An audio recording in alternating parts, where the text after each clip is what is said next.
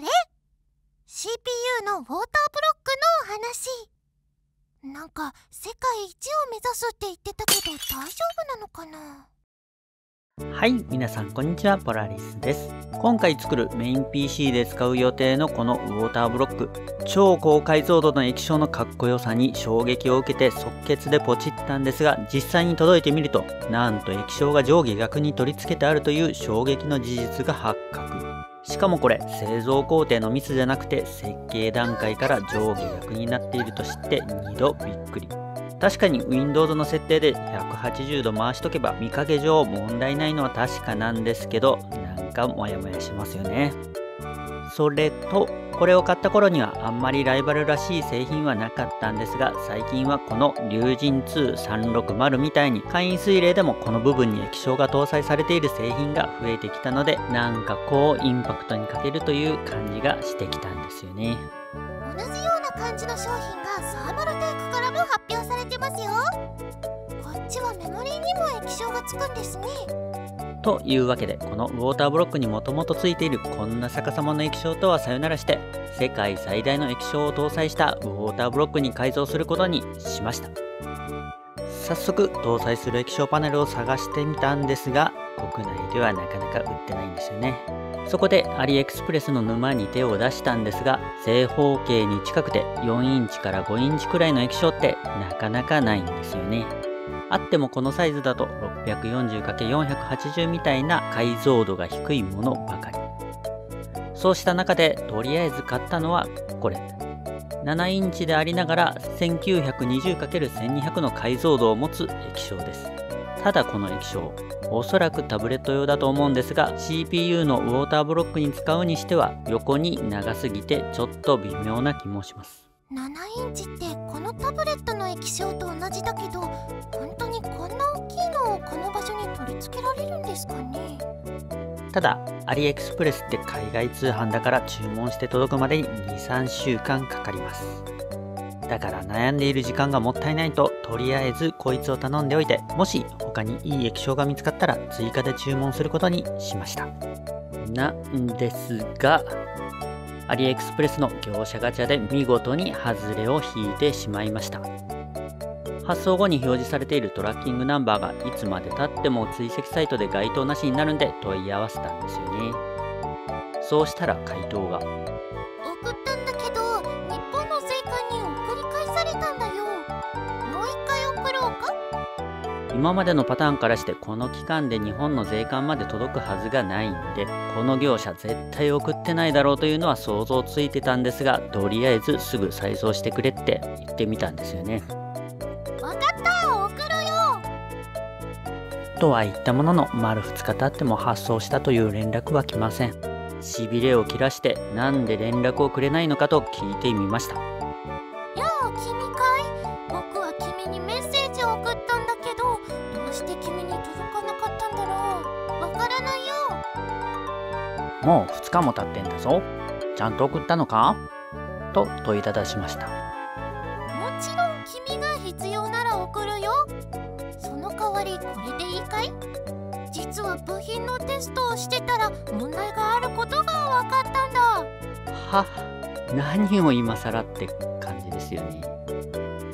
でもこれだけははっきりしとかないといけないと思って送ったんじゃなかったのかと聞いてみます。君の同意が必要なんだ。これでいいんだね。もう全力でスルーしに来てるのが分かったので諦めました。今送ろうとしている液晶だと何か問題があるのか確認します。全部同じだよ。念のため重要な解像度とサイズを念押しします。だから全部同じだってば。そもそも最初からメーカーも型番も書いてないんだから、解像度と大きさが同じならはっきり言って関係ないんですよね。ただそのまま送ってくれというのはなんか負けたような気がしたので、1日待ってもらうことにしました。わかった。こんなことになってごめんな。そしてこの商品でいいから送ってくれと伝えます。よし、これでいいんだな。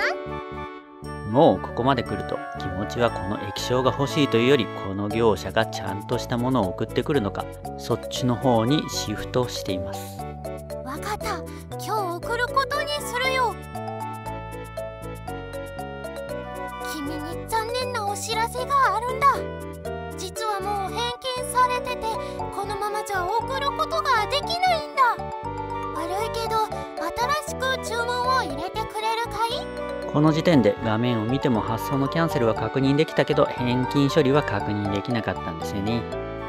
さすがにこの状態で別の注文を入れて二重でこのわけのわからない業者にお金を払う気にはならないですよね。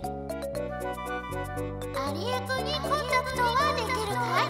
ねえ、早く新しい注文を入れてよ。僕は一刻も早く君に商品を送りたいんだ。慌てちゃダメだ。しっかりも済んだ。アリエクにコンタクトできない？仕方ない。明日僕からアリエクに連絡してみるよ。中国のアリエクはもう営業時間が終わってるんだ。その後もこんなわけのわからないやり取りをして最終的にはオープン紛争のボタンをポチりました。この業者は2日後に素直に同意して無事返金となりました。海外通販はこういうトラブルがあるのでちょっと怖いですよね。正直な話、最初の送ったって言いながら実は送ってなかったということが発覚した時点でこの業者は信用できないと判断したので別の業者で同じものを見つけて手配はしてたんですよね。ただやっぱり横長の液晶はきついなぁと思って探してたところ偶然見つけたんですよ。これを5インチのしかも丸型液晶、これしかないと思って即ポチって待つこと3週間、ようやく届いたのがこちら。この業者の梱包は丁寧な感じですよね。早速テストしてみました。丸型っていうと一体どうなってるんだろうと思ったらパソコンの認識上は正方形でちょうど丸い部分しか映ってないっていう感じなんですね。まあ当然といえば当然なんですが、でも映し出された映像は想像してたよりはるかに綺麗でした。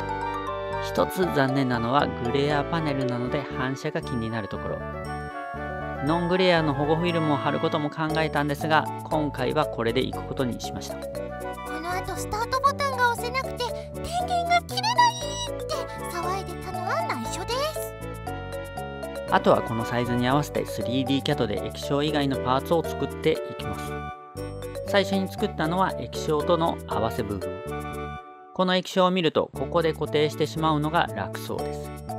ノギスでサイズを測って 3D キャットで実際の 3D モデルを作っていきます。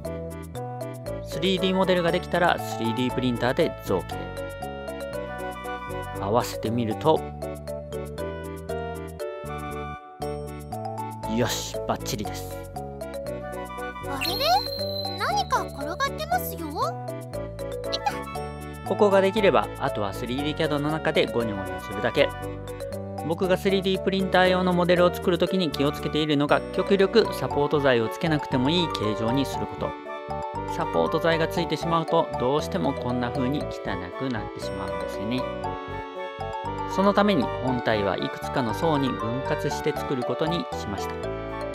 それから 3D モデルを作っていてふと思いついたのがせっかくこの大きいスペースがあるんだからファンを搭載できないかということ。サイズを確認したら 92mm のファンがちょうど収まりそうな感じです。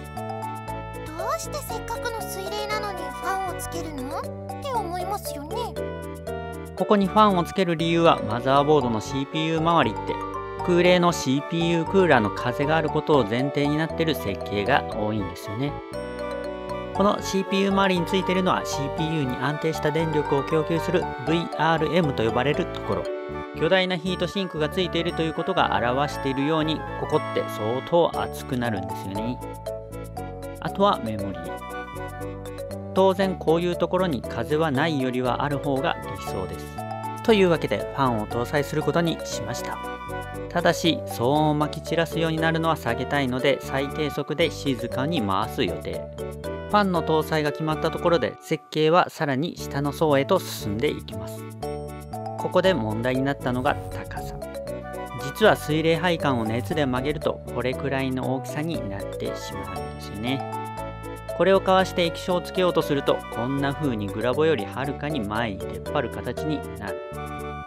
これだとかなりかっこ悪いですよね。仕方なく配管曲げは諦めてこういう L 字のフィッティングを使うことにしました。こうすることで高さをぐっと抑えることができました。こうしてやっと 3D モデルが完成した時にはもうぐちゃぐちゃ。多分もう少しいいやり方があると思うんですけどね。3D CAD をしっかり勉強し直さないといけませんね。ポラリスチャンネル。さあ、これが 3D プリンターで造形したものです。さすがにこれだけ大きなものなので、材料は反りまくる ABS だとどう転んでも無理なので PLA を使いました。ただ一番底に当たるこのパーツだけはウォーターブロックにぴったりくっつく形で熱の影響をもろに受けてしまうので ABS を使っています。ここからはパーツの下処理。まずパーツについたバリを取っていきます。特にここなんかブリムでネジ穴が完全に塞がれています。こんな風にデザインナイフで丁寧にカットしていきます。はい、大きな失敗もなくいい感じになりました。次はこういうヒゲみたいになっているものの処理。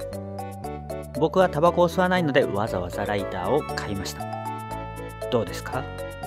これは屋外で火を起こしたりする時に使うターボ式のライターなんですが、かっこいいでしょ？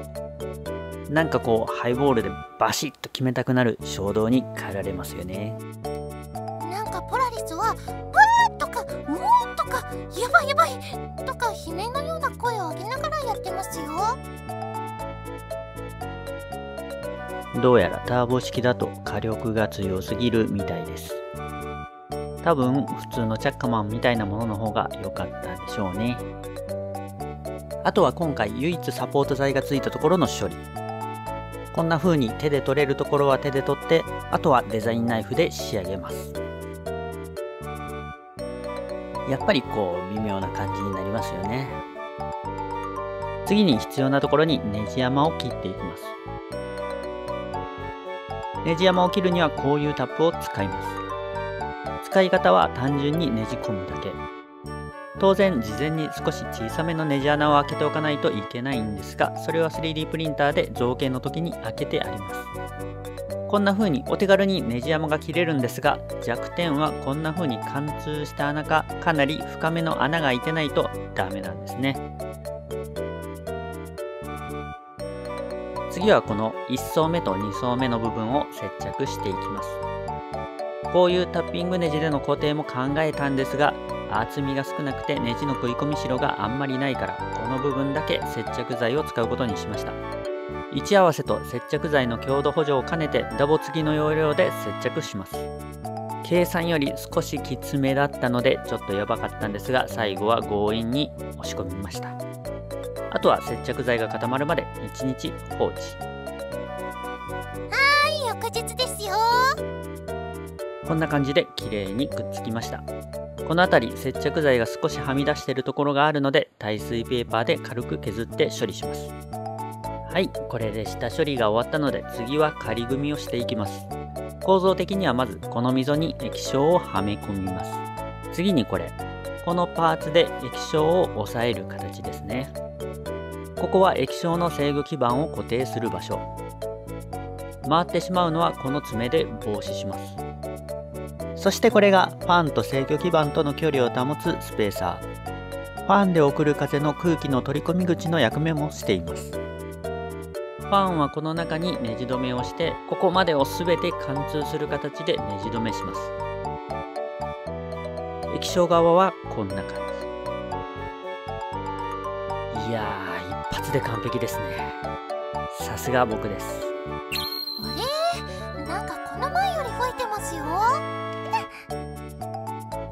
液晶側は以上。次はウォーターブロック側です。まずはナットを埋め込んでいきます。絶妙のサイズなので、こうやって軽く叩くだけでバッチリ。しかも取れない。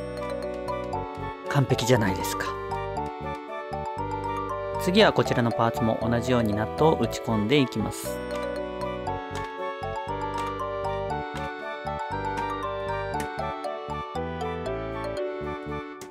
おまわりさん、ポラリスが不正を働いてますよ。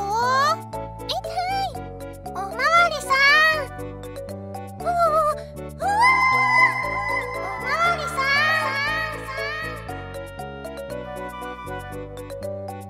はい、バッチリ決まりました。次に ABS で作ったフレームと PLA で作ったフレームをネジ止め。いやー、ぴったり。完璧ですね。次はこのウォーターブロック側と液晶側のジョイントのネジ止め。これもバッチリですね。さあ、いよいよ液晶部分との接続です。これは足4本に対して横からネジを入れるだけ。ちなみにこういうネジの取り付け方向もマザーボードに取り付ける時をイメージして考えてありますよ。どうですか？完璧じゃないですか。あとはウォーターブロックにちゃんとはまるか確認しておきましょう。当然ですが、今ついてる液晶はお役御免ということで取り払ってしまいます。液晶を外したら裏からネジ止めするだけ。あらあら、どうやらネジ山を切り忘れたみたいですよ。ちょっと順番が前後しましたが、ネジを切っていきましょう。最初さえまっすぐ入れたら、あとは結構適当で大丈夫です。こんな風に。必殺竜巻旋風作とか言いながら回してますよ。さあ、これでウォーターブロックとのネジ止めができるようになりました。どうですか？今度こそ完璧じゃないですか。さすが僕です。あれ？増えてない。まあ、技術の進歩には尊い犠牲はつきものです。やっぱりこういう現物合わせのものって仕方ないですよね。せっかくここまで組んだので、配管についても確認しておきましょう。まずはもともと使おうと思っていたフィッティング。これだとここからさらに上に配管が伸びるので完全に当たってしまいますよね。で、これをかわそうとすると画面がもっと上に上がってしまう。こっちが手配し直した L 字のフィッティング。これならバッチリですよね。せっかく作った見積もり対策が無駄になってショックを受けているみたいですよ。何回も失敗してやっと ABS でできたのにね。それでは一度バラして液晶やファンを実際にはめていきましょう。まずは液晶をこっちのポッチに合わせてはめ込みます。もうこの時点でほとんど動かないんですが、このパーツで押さえ込みます。と、その前に制御基板をネジ止めしておきましょう。そしてこのフレームで押さえます。次にファンをネジ止め。ファンの向きは事前に確認してあります。逆だったら配線の処理が面倒なことになってたんですが、こっちなら大丈夫。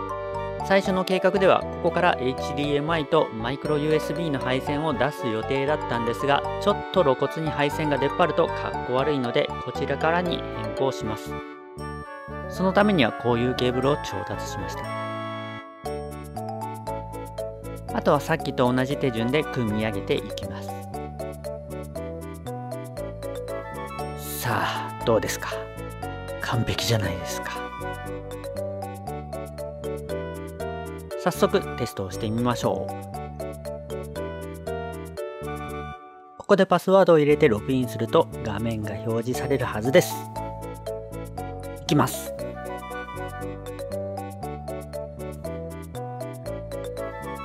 映らないね。なぜか画面が表示されません。ケーブルの抜き差しをやってもダメなので、きっと中のコネクターが抜けかけてるんだろうと思って抜き差しをしてみました。それでも映らず。そして HDMI ケーブルの交換やグラボの映像出力を変えてもダメでした。メイン PC につないでもダメ。